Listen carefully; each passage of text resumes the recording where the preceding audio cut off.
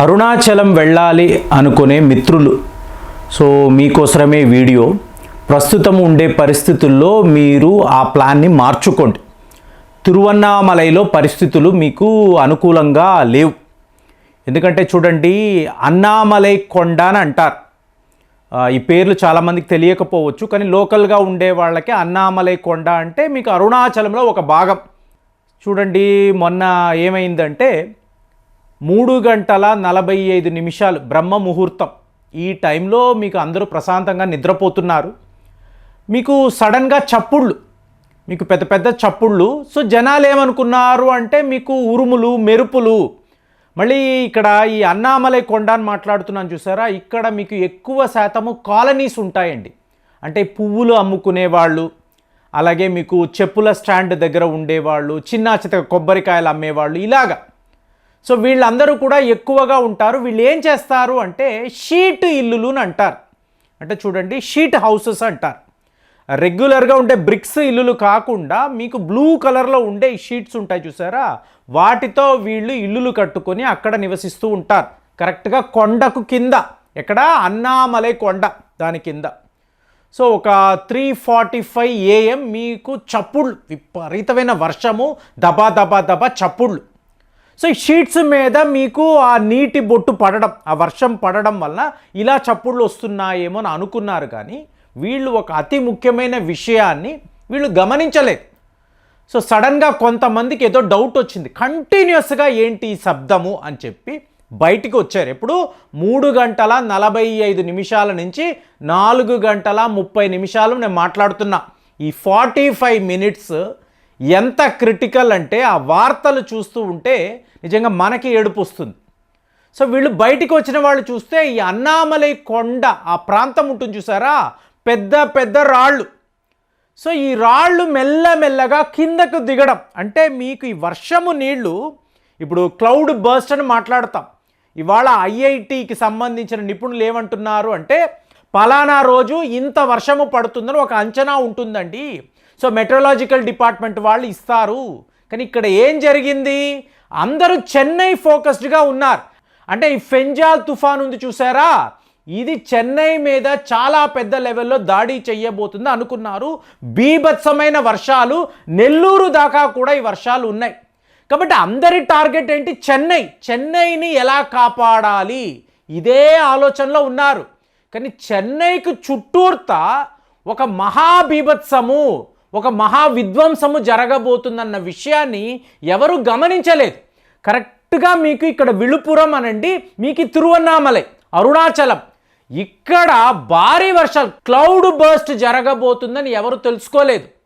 So కరెక్ట్గా ఈ 3:45 AMకి మీకు ఈ వర్షము, ఆ వర్షము నీరు కొండల్ని కొట్టడం, ఈ రాళ్లను కొట్టడం, అడుగున ఉండే ఇసుక మీద టపా టపా టపా కొట్టడంతో మీకు మెల్లమెల్లగా ఈ కొండ చర్యలు, ల్యాండ్ స్లైడ్స్ అంటాం చూసారా, మీకు కిందకి రావడం. కింద ఏంటి, వావోసి 11th నగరం అంటారు, 11వ నగరం. సో ఇక్కడ ఇల్లులన్నీ కూడా ఉన్నాయి.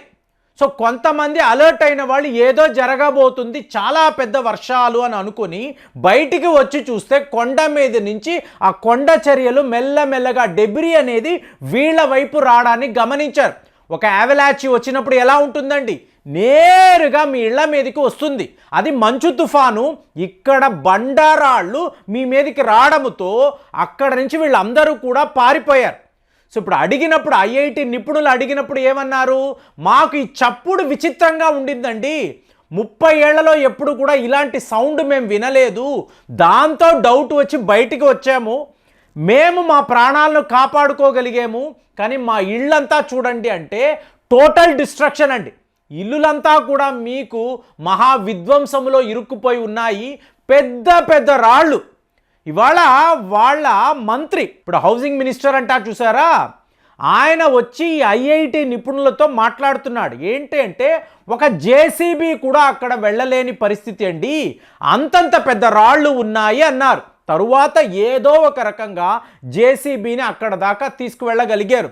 కానీ మంత్రి గారు ఏమంటున్నారు అంటే వీటిని అక్కడి నుంచి తీసివేయడం, ఈ బండారాళ్లను అక్కడి నుంచి మూవ్ చేయడం అనేది చాలా చాలా కష్టం. కాబట్టి మాకు ఉన్న ఆప్షన్ ఏంటి, వీటిని బ్లాస్ట్ చేయడము. ఈ రాళ్లను బ్లాస్ట్ చేసి తర్వాతే మేము బయటికి తరలించగలము. కాబట్టే ఇవాళ నిపుణులతో నేను మాట్లాడుతున్నాను అన్నారు. సరేనండి, ఇదంతా జరిగింది, ఇల్లులు కూలిపోయాయి, పెద్ద పెద్ద రాళ్ళు వచ్చి ఇళ్ల మీద పడ్డాయి, ఓకే అనుకున్నారు. సో తరువాత లెవెల్లో చూసారనుకోండి, మీకు ఈ నేషనల్ డిజాస్టర్ ఫోర్సెస్ ఉంటాయి చూసారా, వాళ్ళు వచ్చి అక్కడ ఉన్న వాళ్ళందరినీ కూడా కాపాడారు. వర్షం పడుతూనే ఉంది. కానీ జేసీబీ వచ్చిన తరువాత మీకు ఇక్కడే చాలా చాలా దారుణమైన ఒక విషయం జరిగింది.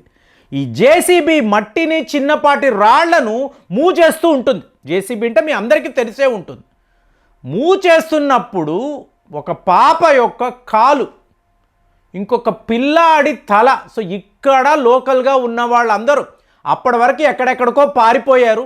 సో తల్లిదండ్రులు మీకు వేరే దగ్గర తలదాచుకుంటున్నారు, షెల్టర్ హోమ్కి వెళ్ళారు. ఇలా అనుకున్న వాళ్ళు ఈ దృశ్యాలు చూసేటప్పటికి ఒక్కసారిగా మీకు అక్కడ పరిస్థితి మారడం, అంటే మనం అవన్నీ చూపించలేము. ఒక పాప కాలు మాత్రం విడిగా, ఒక పిల్లాడి తల మాత్రం విడిగా అన్నప్పుడు ఇది ఎంత దారుణం అంటే, అక్కడ ఒక మహిళ అండి, ఆవిడ చక్కగా ఇల్లు కట్టుకున్నారు, మంచి ఇల్లు. ఎంత పెద్ద వర్షము వచ్చినా కూడా ఇల్లు, ఆవిడ పేరు నేను చెప్పలేను, ఈవిడ ఇల్లు చాలా చాలా సురక్షితము. అంటే హైలీ ప్రొటెక్టెడ్ ఏరియాలో మంచి ఇల్లు ఉంది. పెద్ద పెద్ద వర్షాలు పడినప్పుడు వాళ్ళ పిల్లలను ఈవిడ ఇంటికి పంపించేవాళ్ళండి. అంటే ఈవిడ ఇంట్లో రాత్రి వాళ్ళు సురక్షితంగా పడుకుంటారు అనే ఉద్దేశంతో మీకు దగ్గర 8 నుంచి 9 మంది పిల్లలను చుట్టుపక్కల ఉండేవాళ్ళు ఈవిడ ఇంటికి పంపించారు. ఈవిడ కూడా చాలాగా రండి ఇక్కడ పడుకోండి, పొద్దున్న వెళ్ళండి అనే ఒక దయాగుణము ఉండే మహిళ. కానీ ఏం జరిగింది, ఈవిడ ఇంటి మీద ఒక పెద్ద బండరాయి వచ్చి పడింది. చూడండి, డెస్టినీ అంటారు చూసారా, ఆ డెస్టినీ ఎంత క్రూరంగా ఉంటుంది అంటే, మీకు అక్కడ షెడ్లు ఉన్న ఇల్లులు అవి పోయాయి, కొంతమంది ఇల్లులు ఏమవుతాయో తెలియదు, అవి కూడా మీకు కాపాడబడ్డాయి. కానీ ఈవిడ ఇల్లు లోపల పిల్లలు నిద్రపోతున్నారండి, వాళ్ళ సేఫ్టీ కోసమే ఇల్లు అని చెప్పి మాట్లాడుకుంటారు. కరెక్ట్గా ఈ ఇంటి మీద అంత పెద్ద బండరాయి వచ్చి పడడముతో లోపల ఉండే పిల్లలది ఎలా ఉందంటే, అయ్యో ఇక్కడ ఒక పాప అనుకుంటున్నారు, పక్కన ఇంకొక బాబు, అయ్యో మళ్ళీ పాప, ఇలాగా మీకు 7 మృతదేహాలు, చిన్నారులు మీకు ఎంత భయంకరంగా ఉన్నాయంటే ఆ ఇమేజెస్. టోటల్గా ముఖము, దేహం అంతా కూడా మీకు చిన్నాభిన్నం అయిపోయి, మీకు ఎప్పుడు ఇది చూడరండి, ఒక ఇండియన్ ఆర్మీ సైనికుడు, అలాగే న్యాచురల్ డిజాస్టర్ ఫోర్సెస్కి సంబంధించిన సిబ్బంది వాళ్ళు ఏడవడం. మామూలు కామన్ మ్యాన్ ఏడుస్తున్నాడు, బోరున అరుస్తున్నా అంటే అది వేరు. అక్కడ రెస్క్యూ చేయడానికి వచ్చిన వాళ్ళు, జేసీబీ డ్రైవర్, వీళ్ళు బోరున ఏడవడం అనేది అక్కడ సన్నివేశాలు చూస్తున్నప్పుడు చాలా చాలా దారుణంగా ఉంది. కానీ ఏంటంటే అరుణాచలం వెళ్ళే దారులంతా కూడా, హైవేస్ అంతా కూడా చాలా పెద్ద లెవెల్లో మీకు అక్కడ కొట్టుకుపోవడము, అక్కడ ఉండే కార్లు, వ్యాన్లు ఇవన్నీ కూడా మీకు, అంటే ఇంతవరకు 30 ఏళ్లలో ఇంతలాంటి వర్షాలు మేము ఎప్పుడూ చూడలేదని చెప్పి లోకల్గా ఉన్నవాళ్ళు చెప్తున్నారు. ఇది విழுப்புరము దాకా మీకు తిరుచి, పాండిచ్చేరి, అరుణాచలం హైవే టోటల్గా కొట్టుకుపోవడము. కాబట్టి మీరు ఎవరైనా ఈ ప్లాన్ చేసుకుంటే, ఎందుకంటే ఇప్పుడు మీకు దీపారాధన కూడా ఉంటుంది, మరి అలాంటిది అరుణాచలం ట్రిప్ పెట్టుకుంటే దయచేసి ఇంకొక వారానికి పోస్ట్పోన్ చేసుకోండి. తర్వాత మీ ప్లాన్ ఎలా ఉందో ఒక్కసారి మీరు అప్డేట్స్ చూసుకొని తర్వాత మీరు అరుణాచలం వెళ్ళే ప్లాన్ చేసుకోండి. ఇప్పుడు మాత్రము ఇలాంటి దారుణాలు, ఇలాంటి దృశ్యాలే అక్కడ కనిపిస్తున్నాయి. చాలా బాధగా ఉంది. కానీ మరి చూడండి, అక్కడ ఇంతంత పెద్ద వర్షాలు, క్లౌడ్ బర్స్ట్ జరిగింది అంటే నమ్మడానికి ఆశ్చర్యంగా ఉంది, కానీ జరిగింది. మరి దీని మీద అసలు మీరేం ఆలోచిస్తున్నారు కామెంట్స్లో తెలియజేయండి. మళ్ళీ వచ్చే వీడియోలో కలుద్దాం. జై హింద్.